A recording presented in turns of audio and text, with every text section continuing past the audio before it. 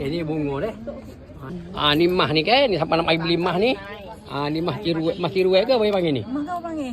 Mah kau panggil ni? Korea. Ni orang Malaysia mai nak beli ni. Okey, mah Korea deh. Ni kan ni. Oh memang tu. Ni supongak sebenar dah.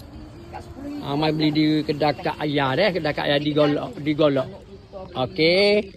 Ni comel ni, dia tak tangan. Ni orang Malaysia mai beli ni. Orang Malaysia mai beli. Ni orang Malaysia mai beli dak ni. Wak dengan surat. Mari dengan pasport gapo ni, ni. Orang Malaysia ni. Siap dengan pasport mari.